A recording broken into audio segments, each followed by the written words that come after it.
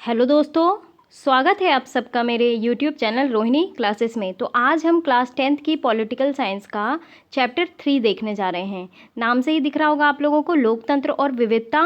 कि आप सभी को पता है कि हमारे देश में लोकतंत्रात्मक जो है प्रणाली, शासन प्रणाली है, ठीक है। और हमारे देश में जो है विभिन्न प्रकार के लोग रहते हैं, चाहे वे जातीय आधार पे हों, सांस्कृतिक आधार पे हों, है ना। और जो है बहुत सारे आधार हैं, कबीले होते हैं, ठीक है। लिंग, धर्म, वर्ग, शारीरिक बनावट के आधार पे बहुत सारे विभिन्न प्रकार के लोग होते हैं। अब देखिए, विविधता जो है ना, वो लोकतंत्र की रीढ़ है, रीढ़, ठीक है। इस चैप्टर में हम इन्हीं चीज़ों को देखेंगे कि किस प्रकार जो है विविधता होते हुए भी हम सबको एक साथ लेके चलते हैं। अब हमने पिछले अध्याय में क्या देखा, भाषाई और क्षेत्रीय विविधताओं को हमने संग लेके चला, ठीक है। सत्ता का बंटवारा देखा हमने जो है। लेकिन लोगों की विशिष्ट पहचान सिर्फ भाषा और क्षेत्र के आधार पे तो होती नहीं है। कई बार लोग अपनी पहचान और दूसरों से अपने संबंध, शारीरिक बनावट, वर्ग, धर्म, लिंग, जाति, कबीले वगैरह के आधार पर भी परिभाषित करते हैं। तो इस अध्याय में हम ये देखेंगे कि किस तरीके से लोकतंत्र सारी सामाजिक विभिन्नताओं, अंतरों और असमानताओं के बीच जो है सामंजस्य जो है बैठाकर अपना सर्वमान्य समाधान देने की कोशिश करता है। यहाँ हम जो है सामाजिक विभाजनों की सार्वजनिक अभिव्यक्ति का एक उदाहरण के जरिए हम देखेंगे कि जो है किस तरह जो है इस बात को स्पष्ट करने की कोशिश की जा रही है।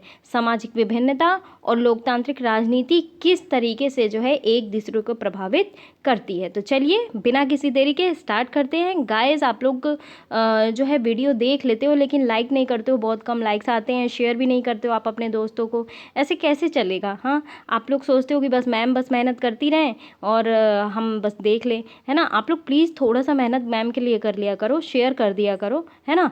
चलिए स्टार्ट करते हैं। तो देखिए, सब हम जो है मैक्सिको ओलंपिक की कहानी देखेंगे। इस कहानी में हम ये देखेंगे कि किस प्रकार से जो है रंग के आधार पे विभेद किया गया और किस प्रकार जो है इन लोगों ने अपना प्रदर्शन किया, ठीक है। इसी उदाहरण के माध्यम को लेके हम आगे बढ़ते रहेंगे, ठीक। तो चलिए देखते हैं। इस पृष्ठ पर छपी तस्वीर देख पा रहे होंगे आप, है ना। तो छवि तस्वीर जो है अमेरिका में चले नागरिक अधिकार आंदोलन की एक प्रमुख घटना से संबंधित है। बात है 1968 की। 1968 में मैक्सिको सिटी में हुए ओलंपिक मुकाबलों की 200 मीटर दौड़ के पदक समारोह की तस्वीर है ये, ठीक, जो आप तस्वीर देख रहे हैं। तो अमेरिका का राष्ट्रगान बज रहा है और सिर झुकाए तथा मुट्ठी ताने हुए दो खिलाड़ी खड़े हैं और वे हैं अमेरिकी धावक टॉमी स्मिथ और जॉन कार्लोस। ये जो है एफ्रो अमेरिकी हैं। अब थोड़ा सा जान लीजिए कि एफ्रो अमेरिकी लोग कौन है। तो ये जो है एफ्रो अमेरिकन है ना, ये अश्वेत अमेरिकी या फिर अश्वेत शब्द जो है अफ्रीका लोगों के वंशजों के लिए प्रयुक्त किया गया है, जिन्हें 17वीं सदी से लेकर 19वीं सदी की शुरुआत में अमेरिका में गुलाम बनाकर लाया गया, ठीक। और नागरिक अधिकार आंदोलन कब चला? ये चला 1954 से 1968 तक। घटनाओं और सुधार आंदोलन का एक सिलसिला, जिसका उद्देश्य एफ्रो अमेरिकी यानी कि अफ्रीका अमेरिकी लोगों के विरुद्ध नस्ल आधारित भेदभाव को मिटाना था। आगे बात करते हैं। तो देखिए, इन्होंने जो है ना, जो आपको ओलंपियाड का खेल जो है, खेल वाले जो दिख रहे हैं मनुष्य, तो ये जो है ये स्वर्ण और कांस्य पदक जीते हैं। इन्होंने जूते नहीं पहने हैं। आप फिगर में देख पा रहे होंगे, नीचे भी फिगर आउट किया गया है, ये देखिए, इन्होंने जूते नहीं पहने हैं, ये मोजे पहने हुए हैं। तो सिर्फ ये मोजे चढ़ाकर पुरस्कार लेकर दोनों जो है ये जताने की कोशिश कर रहे हैं कि अमेरिका में अश्वेत लोग गरीब हैं। स्मिथ ने अपने गले में एक काला मफलर जैसा परिधान भी पहना था, जो अश्वेत लोगों के आत्मगौरव का प्रतीक है। कार्लोस ने मारे गए अश्वेत लोगों की याद में काले मन की एक माला पहनी थी। अपने इन प्रतीकों के और तौर तरीकों से उन्होंने अमेरिका में होने वाले रंग भेद के प्रति अंतर्राष्ट्रीय बिरादरी का ध्यान खींचने की कोशिश की। काले दस्ताने और बंधी हुई मुट्ठियां अश्वेत शक्तियों का प्रतीक थी। तो रजत पदक जीतने वाले ऑस्ट्रेलियाई धावक पीटर नॉर्मन ने पुरस्कार समारोह में अपनी जर्सी पर मानवाधिकार का बिल्ला लगाकर इन दोनों अमेरिकी खिलाड़ियों के प्रति अपना समर्थन जताया। तो क्या कार्लोस और स्मिथ द्वारा जो प्रदर्शन किया जा रहा था, समाज के आंतरिक मामलों को अंतर्राष्ट्रीय मंच पर उठाना सही था? क्या आप उनके काम को राजनीतिक मानेंगे? पीटर नॉर्मन, जो न तो अमेरिकी थे ना ही अश्वेत, क्यों इस विरोध में शामिल हो गए? क्या आप उनकी जगह होते तो ऐसा करते? तो देखिए, कार्लोस और रही स्मिथ की बात रही, हम पहले जो है अपने आंतरिक मामलों को देशीय स्तर पे उठाने के प्रयास करते, और अगर मामला हमारे राष्ट्रीय स्तर पर ही सुलझ जाता तो फिर तो ठीक है, नहीं तो ये कार्लोस और स्मिथ जो अंतर्राष्ट्रीय मंच पर ये मामला उठा रहे हैं, इन्होंने बहुत सही कहा, और हम इसे राजनीतिक नहीं मानेंगे क्योंकि वाकई में इनके साथ जो है भेद हो रहा था, ठीक है। और पीटर, जो कि ना तो अमेरिकी थे ना ही अश्वेत थे, ये इसलिए शामिल हुए क्योंकि उनका वैलिड रीज़न था, ठीक है, मानवाधिकार के लिए वे लड़ रहे थे, है ना। ये तो नहीं है कि हम अगर किसी दूसरे देश से आए हैं तो हमारे साथ जो है भेदभाव, रंग भेद की नीति अपनाई जाए, है ना, ये तो सरासर गलत है। तो अंतर्राष्ट्रीय ओलंपिक संघ ने कार्लोस और स्मिथ द्वारा राजनीतिक बयान देने की इस युक्ति को ओलंपिक भावना के विरुद्ध बताते हुए उन्हें दोषी करार दिया और उनके पदक भी वापस ले लिए गए। नॉर्मन को भी अपने फैसले की कीमत चुकानी पड़ी और अगले ओलंपिक में उन्हें ऑस्ट्रेलिया की टीम में जगह नहीं दी गई। इनके फैसलों ने अमेरिका में बढ़ते नागरिक अधिकार आंदोलन के प्रति दुनिया का ध्यान खींचने में सफलता पाई। हाल ही में सैन होज स्टेट यूनिवर्सिटी ने जहां इन दोनों ने जो है पढ़ाई की थी, तो इन दोनों का अभिनंदन किया गया और विश्वविद्यालय के भीतर इनकी मूर्ति लगवाई गई। और जब 2006 में नॉर्मन की मौत हुई तो उसकी अर्थी को कंधा देने वालों में स्मिथ और कार्लोस भी थे। अब देखिए, हम ये थोड़ा सा बीच बहस में देख लेते हैं, ये बहुत ज़रूरी है। एक्चुअली में क्या है ना कि विचारों का फैलना भी बहुत ज़रूरी है। हमें अपने विचार को रखना आना चाहिए, है ना। और जब हम ये सब चीज़ें नहीं जानेंगे तो हम कैसे रख पाएंगे।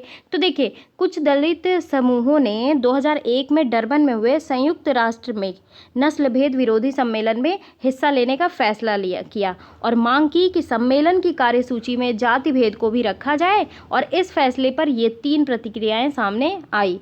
अमनदीप कौर, जो कि सरकारी अधिकारी थे, हमारे संविधान में जातिगत भेदभाव को गैर कानूनी करार दिया गया है।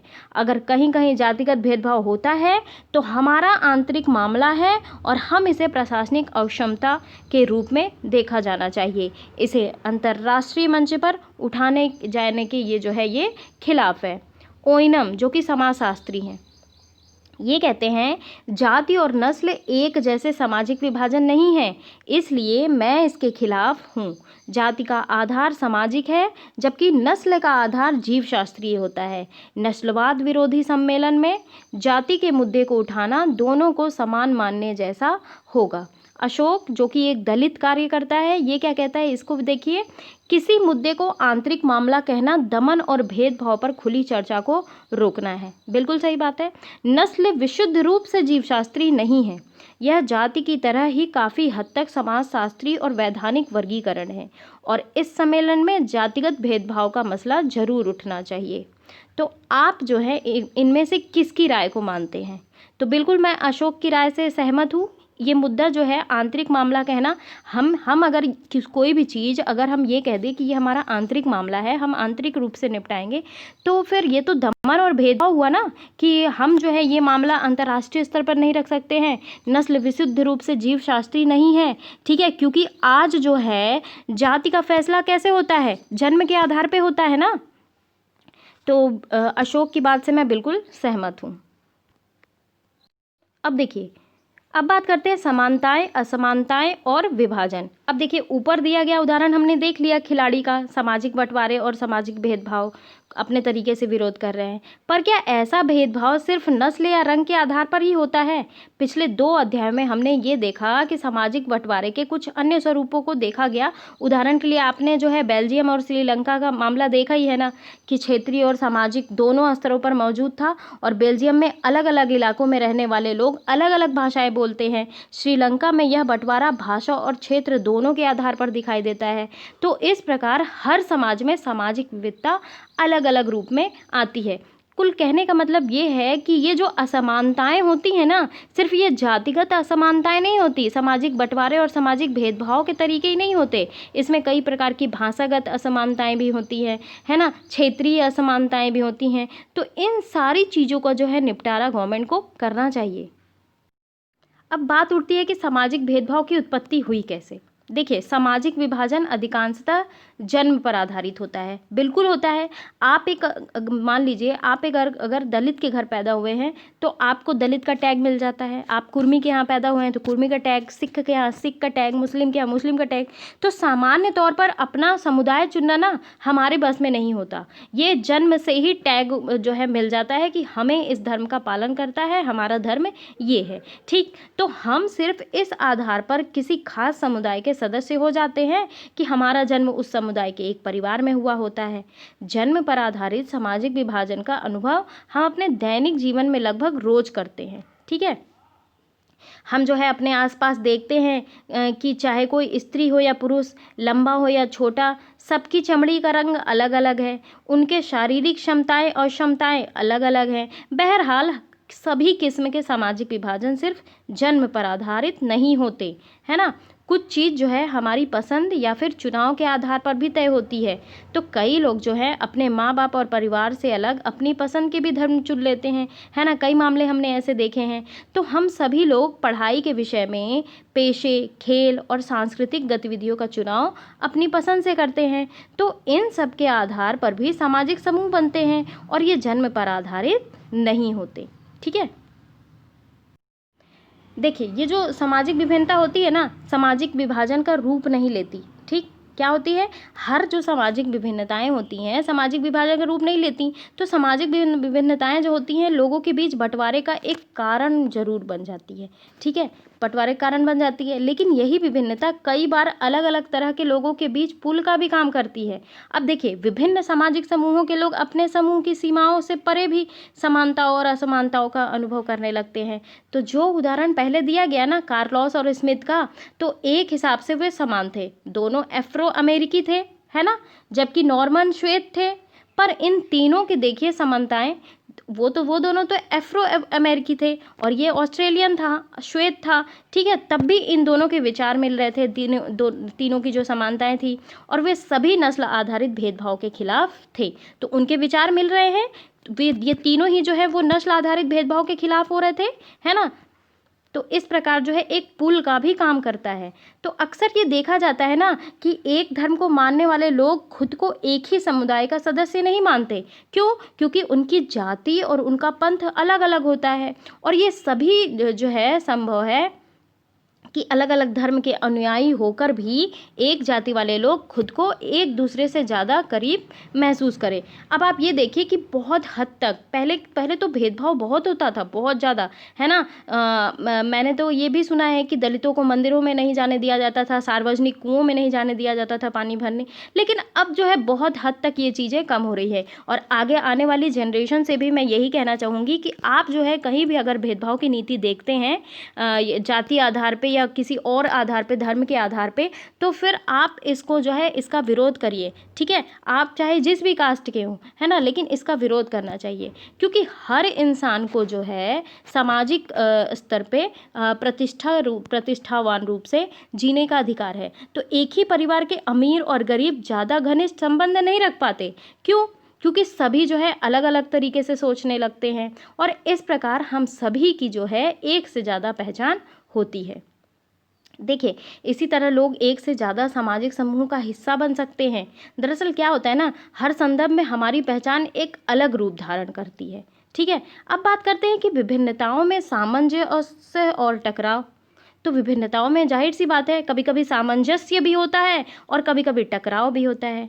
जैसे देखिए कि सामाजिक विभाजन तब होता है जब कुछ सामाजिक अंतर दूसरे अनेक जो है विभिन्नताओं के ऊपर और बड़े हो जाते हैं। अमेरिका में हमने देखा श्वेत और अश्वेत का अंतर एक सामाजिक विभाजन बन जाता है।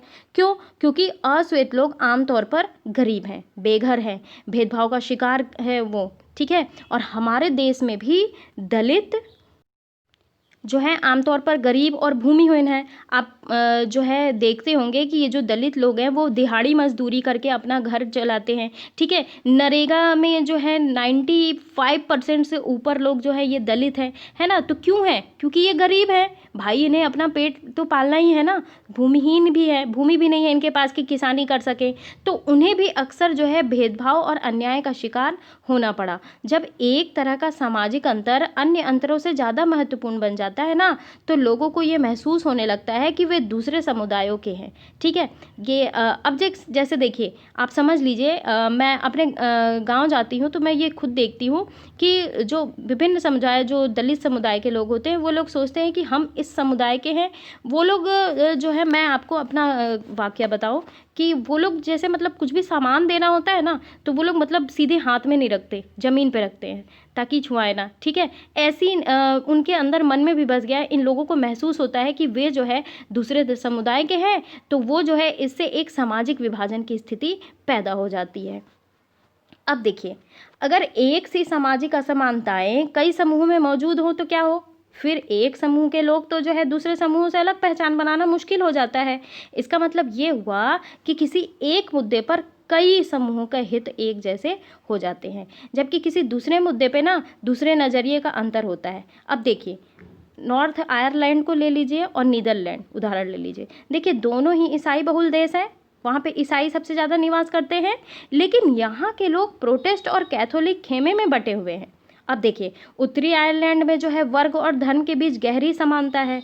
वहाँ का कैथोलिक समुदाय गरीब है और लंबे समय से उसके साथ भेदभाव होता आया है। नीदरलैंड की बात करें तो वर्ग और धर्म के बीच ऐसा मेल दिखाई नहीं देता। वहाँ कैथोलिक और प्रोटेस्ट दोनों ही अमीर और गरीब है। तो परिणाम क्या है? परिणाम ये है कि उत्तरी आयरलैंड में कैथोलिकों और जो है प्रोटेस्टों के बीच भारी मारकाट चलती रही, पर नीदरलैंड में ऐसा नहीं हुआ। जब सामाजिक विभिन्नताएं एक दूसरे से गुज जाती है ना, तो गहरे सामाजिक विभाजन की जमीन जो है वो तैयार होने लग जाती है, और जहाँ से सामाजिक विभिन्नताएं एक साथ कई समूहों में विद्यमान होती हैं, तो उन्हें संभालना अपेक्षाकृत आसान हो जाता है, ठीक है। ये रहा मैटर।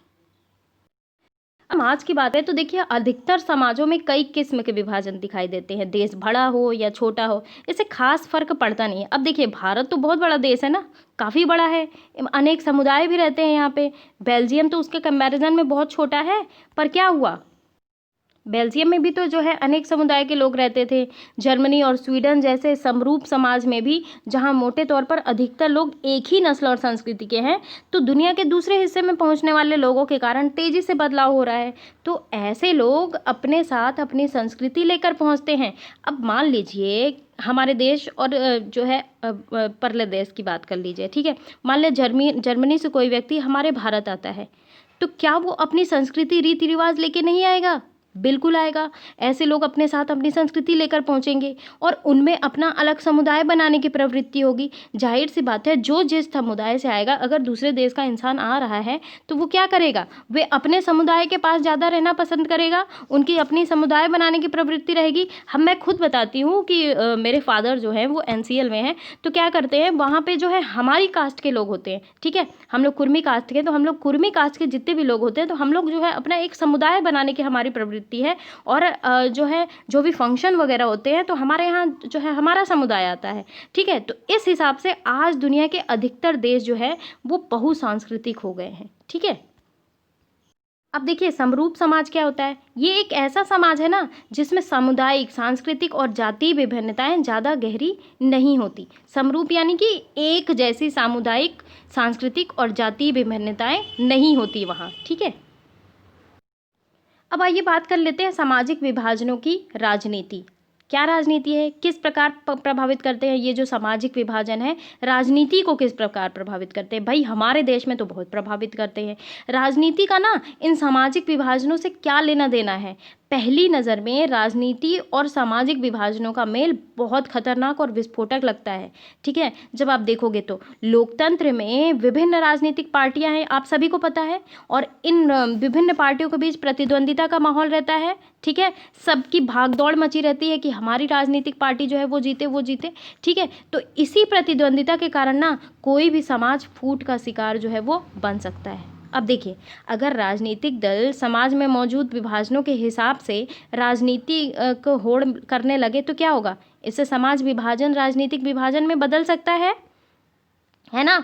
आप देख लीजिए यूपी में क्या होता है, मायावती हो गई, अखिलेश हो गए, ठीक है, अभी तो बीजेपी की सरकार चल रही है, लेकिन जब मायावती होती है तो क्या होता है, दलित लोग सोचते हैं कि हमारे लिए जो है बहुत सारी चीज़ें इम्प्लीमेंट होंगी, हमारे लिए बहुत सारे प्लान आएंगे, और मायावती क्या करती हैं, मायावती यही करती हैं कि हम दलितों के लिए फलान करेंगे, ढिमाक करेंगे। ये सिर्फ इनका जो है राजनीतिक जो है प्रलोभन होता है, ठीक है। इसी प्रकार जो है अखिलेश यादव आ गए तो क्या होते हैं, वो यादवों को प्रायोरिटी देते हैं, लेकिन ऐसा नहीं होना चाहिए। राजनीतिक पार्टियां ही जो हैं वो समुदायों में फूट डालने की कोशिश करती हैं, और ऐसे में जो है हमारा देश ना विखंडन की तरफ यानी कि टूटने की तरफ जो है कगार पे आ जाता है, और ऐसा कई देशों में हो चुका है, ठीक है। इसलिए अपने देश में इन सब से बचना चाहिए, और हमें अपने जो है मेंटल लेवल से, अपने सूझबूझ से जो है चुनाव में जो है वोट देना चाहिए, क्योंकि प्रत्येक व्यक्ति के वोट की वैल्यू बहुत कीमती होती है ना। और इसलिए जो है हमें इन समुदायों से ऊपर उठ के, जातिवाद से ऊपर उठ के जो है अपने वोट का प्रयोग करना चाहिए। अब देखिए परिणामों का दायरा क्या है। अब देखिए हम बात कर लेते हैं उत्तरी आयरलैंड का ही उदाहरण ले लें, जिसका जिक्र हम ऊपर कर चुके हैं। तो ग्रेट ब्रिटेन का यह हिस्सा काफ़ी लंबे समय से हिंसा, जातीय कटुता, राजनीतिक जो है टकराव में गिरफ्त रहा है। अब देखिए यहाँ की आबादी मुख्यतः ईसाई है, ठीक, और वह जो है इस धर्म के दो प्रमुख पंथों में बुरी तरीके से बटे हुए हैं। अब देखिए 53% आबादी प्रोटेस्टेंट है। कौन है? 53% आबादी जो है वो प्रोटेस्टेंट है, जबकि 44% जो है रोमन कैथोलिक। तो क्या हुआ, जो है 53% प्रोटेस्टेंट है और 44% जो है रोमन कैथोलिक। तो कैथोलिक का जो है प्रतिनिधित्व नेशनलिस्ट पार्टियां करती हैं। अब उनकी मांग है कि उत्तरी आयरलैंड को आयरलैंड गणराज्य के साथ मिलाया जाए, जो कि मुख्यतः कैथोलिक बहुल है। तो प्रोटेस्टेंट लोग जो ना है वो प्रतिनिधित्व जो है यूनियनिस्ट पार्टी करती है। इनका प्रतिनिधित्व कौन करती है? यूनियनिस्ट पार्टी करती है। तो जो ग्रेट ब्रिटेन के साथ ही रहने के पक्ष में है। क्यों? क्योंकि ब्रिटेन जो है मुख्यतः प्रोटेस्टेंट देश है। तो यूनियनिस्टों और नेशनलिस्टों के बीच चलने वाले हिंसक टकराव में ब्रिटेन के सुरक्षा बलों सहित सैकड़ों लोग और सेना के जवान मारे जा चुके हैं। देखिए अपने इस राजनीतिक लुभाव की वजह से कितने सारे लोग मारे जा चुके हैं, है ना। उस 1998 में ब्रिटेन की सरकार और नेशनलिस्टों के बीच शांति समझौता हुआ, जिसमें दोनों पक्षों ने हिंसक आंदोलन बंद करने की बात स्वीकार की। युगोस्लाविया की कहानी जो है में ऐसा सुखद अंत नहीं हुआ। वहाँ धार्मिक और जातीय विभाजन के आधार पर शुरू हुई राजनीतिक होड़ में युगोस्लाविया जो है वो कई टुकड़ों में बंट गया, है ना। तो ये देखिए कितना रौद्र रूप ले लेता है। इसीलिए जातिगत आधार जो है वो नहीं होना चाहिए, ठीक है। इसके बीच का एक जो है माध्यम निकालना चाहिए, जिससे जो है ये शांति बनी रहे और जो है ऐसी विपदाएं ना आए। अब देखिए युगोस्लाविया का ही मामला देखिए, कितने टुकड़ों में बंट गया। क्यों? राजनीतिक होड़ की वजह से। जातीय विभाजन का आधार शुरू किया और राजनीतिक होड़ हुई और युगोस्लाविया जो है कई टुकड़ों में बंट गया। तो हमने उदाहरण देखे, ठीक है, कैथोलिक जो है प्रोटेस्टेंट, इन सब के। तो ऐसे उदाहरणों के आधार पे कुछ लोग ये निष्कर्ष निकालते हैं कि राजनीति और सामाजिक विभाजन का मेल नहीं होना चाहिए, क्योंकि हमेशा ऐसे में जो है वो नुकसान ही हुआ है, ठीक है, जनता का नुकसान हुआ है। और राजनीति जो है अपनी राजनीति चलाने के चक्कर में कई लोग जो है जान माल की हानि बहुत ज़्यादा होती है। अब देखिए उनका मानना ये है ना कि सर्वश्रेष्ठ स्थिति तो ये है कि समाज में किसी किस्म का विभाजन ना हो, किसी भी आधार पे विभाजन ना हो, सभी को समान रूप से देखा जाए। अगर किसी देश में सामाजिक विभाजन है तो उसे राजनीति में अभिव्यक्त ही नहीं होने देना चाहिए। पर इसके साथ ही ये भी सच्चाई है कि राजनीति में सामाजिक विभाजन की हर अभिव्यक्ति जो है वो फूट पैदा नहीं करती। हमेशा देखिए हर पहलू के ना नेगेटिव और पॉजिटिव पॉइंट होते हैं, और ये चीज़ सामाजिक विभाजन के साथ भी है। हमेशा जो है सामाजिक विभाजन हर अभिव्यक्ति फूट पैदा नहीं करती। हमने पहले भी देखा है कि दुनिया के अधिकतर देशों में किसी न किसी किस्म का सामाजिक विभाजन हुआ है। आपने बेल्जियम का देखा किस प्रकार जो है उन्होंने अपना मामला किस तरीके से जो है गृह युद्ध होने से बचा लिया, और कितने अच्छे संगीन तरीके से जो है उन्होंने मामला सही किया, है ना। और वहीं पे देखिए श्रीलंका जस्ट उसके उलट में गए, ठीक है, वहाँ गृह युद्ध की स्थिति बन गई। तो देखिए हमेशा जो है फूट नहीं पैदा होती है ना, ऐसे विभाजन जो है राजनीतिक शक्ल भी अख्तियार करते हैं। अब देखिए लोकतंत्र में जो है राजनीतिक दलों के लिए सामाजिक विभाजनों की बात करना और विभिन्न समूहों से जो है अलग अलग वायदे करना बड़ी स्वाभाविक बात है। अब जाहिर सी बात है कि अगर हम जनता से वोट मांगने जाते हैं तो हम क्या करेंगे, कुछ वायदे तो करेंगे ही करेंगे उनके समूहों के लिए, फिर तो वो वोट देंगे हमें ना। तो विभिन्न समुदायों को उचित प्रतिनिधित्व देने का प्रयास करना और विभिन्न समुदायों को उचित मांगों और ज़रूरतों को पूरा करने वाली नीतियाँ बनाना भी इसी कड़ी का हिस्सा है। अब देखिए जैसे दलितों के लिए कुछ नियम कानून कायदे बनाए जा रहे हैं, तो कौन बना रहा है, ये राजनीतिक पार्टियां तो बना रही हैं। और अधिकतर देशों में मतदान के स्वरूप और सामाजिक विभाजनों के बीच एक प्रत्यक्ष संबंध दिखाई देता है। तो इसके तहत एक समुदाय के लोग आमतौर पर किसी एक दल को दूसरे के मुकाबले ज़्यादा पसंद करते हैं। बिल्कुल सही बात है ना। आप ये ही देखते होंगे कि हमारे यहाँ जो है कोई कांग्रेस के समर्थन में है, कोई बीजेपी के समर्थन में है, कोई आम आदमी की पार्टी के समर्थन में है ना। तो क्या होता है कि समुदाय के लोग जो है आमतौर पर किसी एक दल को जो है दूसरे दल के मुकाबले अधिक अच्छा समझते हैं उनके काम की वजह से, है ना, और उसी को वोट देते हैं, ठीक है, जिस पार्टी को वो सही समझते हैं। तो कई देशों में ऐसी पार्टियां हैं ना जो सिर्फ एक ही समुदाय पर ध्यान देती है, ठीक है, और उसी के हित में राजनीति करती हैं, पर जो है इन सब की परिणति देश के विखंडन में नहीं होती। अब देखिए हम 3 आयाम देखेंगे, ठीक है। तो सामाजिक विभाजनों की राजनीति का परिणाम 3 चीज़ों पर डिपेंड करता है। सबसे पहली चीज़ क्या है, लोगों में अपनी पहचान के प्रति आग्रह की भावना, ठीक है। क्या है, लोगों में अपनी पहचान के प्रति आग्रह की भावना। अगर लोग जो है खुद को सब में विशिष्ट और अलग मानने लगते हैं तो उनके लिए जो है दूसरों के साथ तालमेल बैठाना बहुत मुश्किल हो जाता है। और इसीलिए लोगों को जो है दूसरों से अलग नहीं मानना चाहिए, है ना। तालमेल नहीं बैठेगा तो फिर कैसे होगा।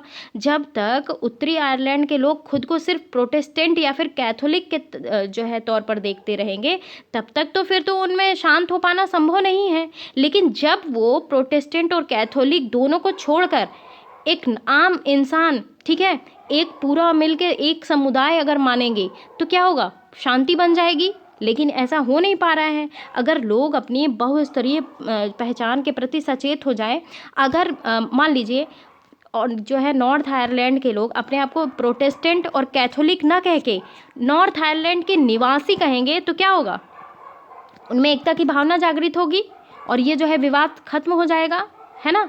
तो उन्हें जो है राष्ट्रीय पहचान का हिस्सा सहयोगी मानते हैं, तब कोई समस्या नहीं होगी। जैसे आपने बेल्जियम का मामला देखा ही, बेल्जियम के अधिकतर लोग खुद को बेल्जियाई मानते हैं, भले ही वे चाहे डच हों चाहे जर्मन हों, और इस नज़रिए से उन्हें साथ साथ रहने की मदद मिलती है, ठीक है। हमारे देश में भी ज़्यादातर लोग अपनी पहचान को लेकर ऐसा ही नज़रिया रखते हैं, वो खुद को पहले भारतीय मानते हैं। हमारे देश में आप सभी को पता है कि हिंदू हैं, मुस्लिम हैं, सिख हैं, ईसाई हैं, लेकिन सबसे पहले वो भारतीय हैं, ठीक है।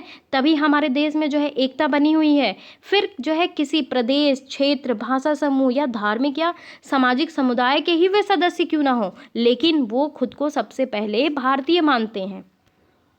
दूसरी चीज़ क्या है, देखिए किसी समुदाय की मांगों को राजनीतिक दल कैसे उठा रहे हैं, ठीक है। दूसरी महत्वपूर्ण ये चीज़ है क्या, कि समुदाय की मांगों को राजनीतिक दल कैसे उठा रहे हैं। अब देखिए संविधान के दायरे में आने वाली और दूसरे समुदाय को नुकसान न पहुंचाने वाली मांगों को मान लेना आसान है।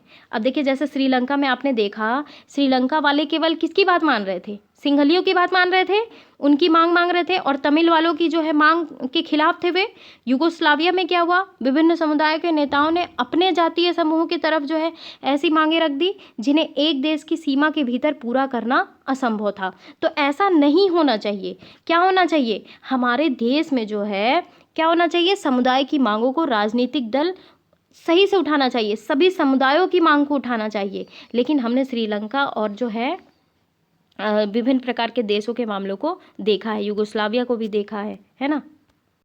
अब तीसरी चीज़ क्या है, तीसरी चीज़ ये है कि सरकार का रुख, ठीक है। सरकार का रुख भी बहुत इंपॉर्टेंट है। सरकार इन मांगों पर क्या प्रतिक्रिया व्यक्त करती है, ये भी बहुत महत्वपूर्ण है। जैसे कि हमने बेल्जियम और श्रीलंका के उदाहरणों में देखा, अगर शासन सत्ता की साझेदारी करने को तैयार हो और अल्पसंख्यक समुदाय की उचित मांगों को पूरा करने का प्रयास करे ईमानदारी से, तो सामाजिक विभाजन मुल्क के लिए खतरा नहीं बनता है ना। अब देखिए, अब मान लीजिए कि मैंने जैसे आपको पिछले चैप्टर में बताया भी है, ठीक है, सत्ता की साझेदारी में हमने ये देखा भी है कि जो है संघवाद में भी हमने देखा है बेल्जियम और श्रीलंका को। तो बेल्जियम ने कितनी अच्छी तरीके से मामला निपटाया। वहाँ पे जो अल्पसंख्यक समुदाय थे उनकी उचित मांगों को पूरा करने के लिए ईमानदारी से प्रयास किया गया और सामाजिक विभाजन जो है मुल्क के लिए खतरा नहीं बना वहाँ पे। लेकिन वहीं पे श्रीलंका की बात ले लीजिए, तो वहाँ पे सिंघलियों के लिए सारे कानून बनाए जा रहे थे। उनकी जो है भाषा को राष्ट्रभाषा घोषित कर दिया गया था, तमिल के साथ भेदभाव किया जा रहा था। तो वहाँ पे सामाजिक विभाजन हो गया, है ना, और गृह युद्ध की स्थिति बन गई। तो अगर शासन राष्ट्रीय एकता के नाम पर किसी ऐसे मांग को दबाना शुरू कर देता है तो अक्सर उल्टे और नुकसानदेह परिणाम ही बनते हैं। यानी कि अगर वो अल्पसंख्यक समुदाय की मांगों को ठुकराता है तो क्या होगा, हमेशा संकट वाले जो है उल्टे नुकसानदेह परिणाम बनेंगे। तो ताकत के दम पर एकता बनाए रखने की कोशिश अक्सर विभाजन की ओर ले जाती है। तो सरकार का रुख भी अख्तियार होना चाहिए, सही डायरेक्शन में होना चाहिए, है ना। इस तरह किसी देश में जो है सामाजिक विभिन्नताओं पर जोर देने की बात को हमेशा खतरा मारकर नहीं चलना चाहिए, ठीक है। तो ये सामाजिक, इससे क्या पता चला हमें कि ये जो सामाजिक विभिन्नताएं हैं ये रीढ़ हैं लोकतंत्र की। लोकतंत्र में ये जो सामाजिक विभाजन है ना, वो राजनीतिक अभिव्यक्ति का एक सामान्य बात है और यह जो है एक स्वस्थ राजनीति का लक्षण भी हो सकता है। और इसी से विभिन्न छोटे सामाजिक समूह हाशिए पर पड़ी ज़रूरतें और परेशानियां जाहिर करते हैं और सरकार का ध्यान अपनी तरफ खींचते हैं। तो राजनीति में विभिन्न तरह के जो है सामाजिक विभाजनों की अभिव्यक्ति ऐसे विभाजन के बीच संतुलन पैदा करने का काम करती है, ठीक है। अब इसके चलते कोई भी सामाजिक विभाजन एक हद से ज़्यादा उग्र नहीं हो पाता। इस स्थिति में लोकतंत्र ही मजबूत होता है ना। पर विभिन्नता के प्रति सकारात्मक नज़रिया रखना और सभी चीज़ों को समाहित करने की इच्छा रखना आसान मामला नहीं है जितना कि हमें दिख रहा है। जो लोग खुद को वंचित, उपेक्षित और भेदभाव का शिकार मानते हैं ना, उन्हें अन्याय से संघर्ष भी करना होता है और ऐसी लड़ाई अक्सर लोकतांत्रिक रास्ता ही अख्तियार करती है। देखिए, लोग शांतिपूर्ण और संवैधानिक तरीके से अपनी मांगों को उठाते हैं और चुनावों के माध्यम से उसके लिए दबाव बनाते हैं। अब जैसे देखिए, ओबीसी आरक्षण मामला हमने पिछले चैप्टरों में देखा है। क्या हुआ था कि ओबीसी आरक्षण, क्योंकि वो थोड़े से अल्पसंख्यक थे, तो 27% आरक्षण का मामला कैसे आया, क्योंकि अल्पसंख्यकों को अगर आरक्षण नहीं मिलेगा तो क्या होगा, ये ऊपर कभी नहीं उठ पाएंगे, ठीक है। और इसी समाधान पाने के प्रयास करते हैं और कई बार जो है सामाजिक असमानताएं इतनी ज़्यादा गैर बराबरी और अन्याय वाली होती है ना कि उनको स्वीकार करना असंभव होता है। तो ऐसी गैर बराबरी और अन्याय के खिलाफ होने वाले संघर्ष कई बार हिंसा का रास्ता भी अपना लेते हैं और शासन के खिलाफ खड़े होते हैं, ठीक है। हमारा इतिहास भी ये बताता है कि ऐसी तमाम गड़बड़ियों की पहचान करने और विविधता को समाहित करने का लोकतंत्र ही सबसे अच्छा तरीका है। ये ऐसा लोकतांत्रिक देश में ही हो सकता है ना। तो देखिए, अब इस चैप्टर को क्वेश्चन देख लेते हैं। सामाजिक विभाजनों की राजनीति के परिणाम तय करने वाले 3 कारकों की चर्चा करिए। देखिए, सबसे पहला कारक इस चीज़ पे निर्भर करता है कि लोगों में अपनी पहचान के प्रति आग्रह की भावना। देखिए, यदि लोग खुद को सबसे विशिष्ट और अलग मानने लगते हैं तो क्या होता है, उनके लिए दूसरों के साथ तालमेल बैठाना बहुत मुश्किल हो जाता है। यदि लोग अपनी बहुस्तरीय पहचान के प्रति सचेत हैं और उन्हें राष्ट्रीय पहचान का हिस्सा या सहयोगी मानते हैं तो कोई समस्या नहीं होगी। अब जैसे आप बेल्जियम का मामला देख लीजिए, लोगों में भाषाई विभिन्नता के बावजूद वे अपने आप को बेल्जियाई मानते थे। उनमें जो है देश में साथ साथ रहने की मदद मिलती है। भारत में भी जो है लोग स्वयं को भारतीय मानते हैं, फिर भी किसी प्रदेश, क्षेत्र या धार्मिक सामाजिक जो है भावना के समूह के सदस्य होते हैं, ठीक है। दूसरा कारक ये है राजनीतिक दलों की भूमिका। ये दूसरी बहुत महत्वपूर्ण भूमिका है। अब देखिए, किसी समुदाय की मांगों को राजनीतिक दल कैसे उठा रहे हैं, ठीक है। संविधान की सीमाओं में आने वाली और दूसरे समुदाय को नुकसान न पहुंचाने वाली मांगों को मान लेना आसान है। श्रीलंका में क्या हुआ, केवल सिंघलियों के लिए ही काम करने की नीति अपनाई गई। तमिल समुदाय की पहचान और हितों के खिलाफ थी जो कि, ठीक है। तो ये चीज़ गलत है ना, ऐसा नहीं होना चाहिए, सभी समुदायों का ध्यान रखना चाहिए। तीसरा कारक ये है सरकार का रुख। सरकार जो है इन मांगों के प्रति क्या प्रतिक्रिया व्यक्त करती है, ये भी तो महत्वपूर्ण है ना। यदि शासन सत्ता में साझेदारी करने को तैयार है तो अल्पसंख्यकों की भी जो है उचित मांग को पूरा करने का प्रयास ईमानदारी से करेगी, जिससे सामाजिक विभाजन मुल्क का खतरा नहीं बने। ठीक है, अगला क्वेश्चन है सामाजिक अंतर कब और कैसे सामाजिक विभाजनों का रूप ले लेता है। देखिए, हर सामाजिक विभिन्नता जो होती है ना, सामाजिक विभाजन का रूप नहीं लेती। ठीक है, सामाजिक अंतर जो है लोगों के बीच बंटवारे का एक बड़ा कारण जरूर है, किंतु यही अंतर कई बार जो है तरह तरह के लोगों के बीच पुल का भी काम करता है। अब देखिए, सामाजिक विभाजन कब होता है? सामाजिक विभाजन तब होता है जब सामाजिक अंतर दूसरी अनेक विभिन्नताओं के ऊपर और बड़े हो जाते हैं। अब देखिए, अमेरिका का ही मामला आप देख लीजिए। अमेरिका में श्वेत और अश्वेत का अंतर एक सामाजिक विभाजन भी बन जाता है। क्यों? क्योंकि अश्वेत लोग आमतौर पर गरीब हैं, बेघर हैं, भेदभाव के शिकार हैं। हमारे देश में देख लीजिए, दलित जो है आमतौर पर गरीब और भूमिहीन हैं, उन्हें भी अक्सर भेदभाव और अन्याय का शिकार होना पड़ता है।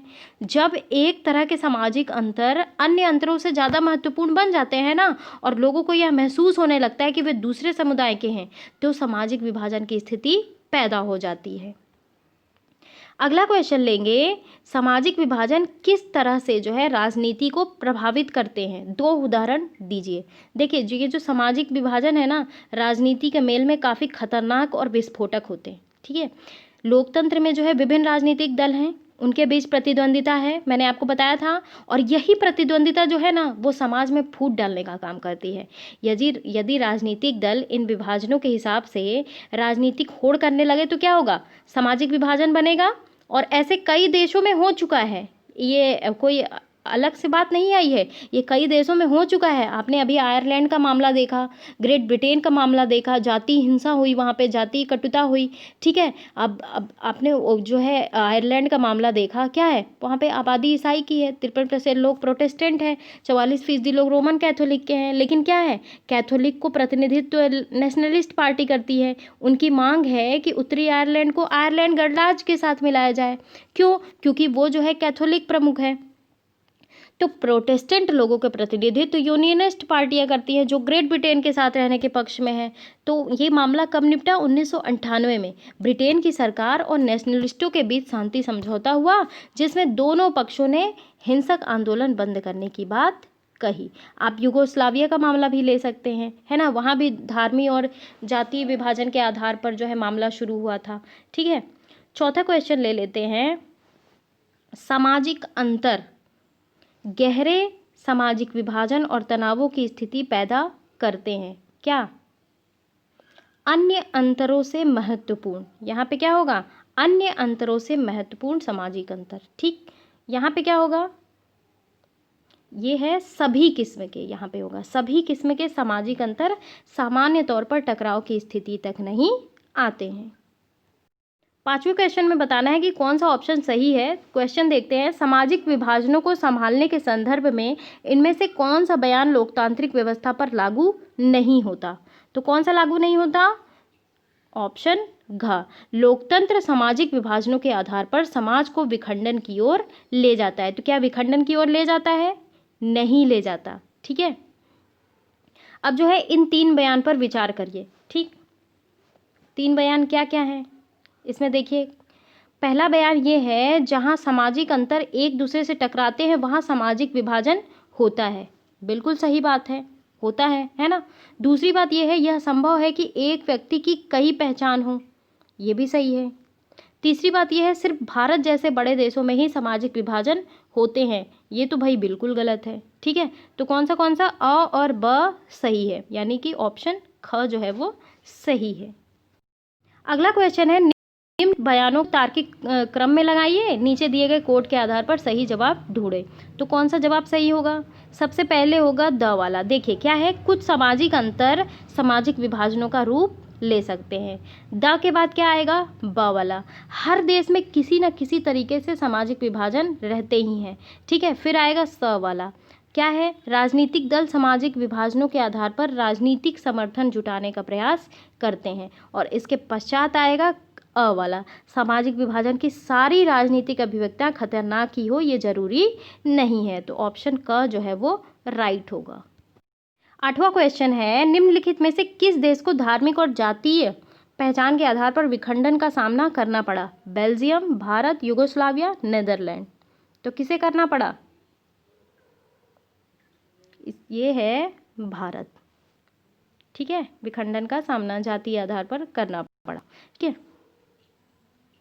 9वां क्वेश्चन देख लीजिए, मैं इसका आपको आंसर बता देती हूँ। ये जो मार्टिन लूथर किंग है ना, ये जूनियर, जो अपने भाषण में रंगभेद के आधार पर हुए सामाजिक विभाजन की बात कर रहे हैं, उनको उम्मीद थी कि एक ऐसे देश यानी कि समाज का निर्माण किया जाए जो मनुष्य को उनके रंग के आधार पर नहीं बल्कि उनके गुणों के आधार पर परखे। ठीक है, उनका ये कहना था कि हम असली स्वतंत्रता तभी प्राप्त कर पाएंगे जब हम जाति, धर्म, रंग, नस्ल के बंधनों से मुक्त होंगे।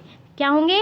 जाति, धर्म, रंग, नस्ल के बंधनों से मुक्त होंगे, और हम तभी स्वतंत्र कहलाएंगे जब देश के सभी लोगों को बिना भेदभाव के समान समझा जाए। तो चलिए, यहीं समाप्त होता है ये लोकतंत्र और विविधता का चैप्टर। आई होप आपको समझ में आ गया होगा, और जो भी अगर थोड़े बहुत डाउट्स होंगे तो प्लीज़ कमेंट बॉक्स में मेंशन करें, मैं ज़रूर इसको जो है रिजॉल्व करूँगी। तो प्लीज़ गाइस, चैनल को सब्सक्राइब कर लीजिए और लाइक कर दिया करिए। ठीक है, और मेरी बात अगर थोड़ी भी आपको मेरी बात सही लगे तो प्लीज़ लाइक कर दिया करो भाई मेरे लोग। Thank you very much.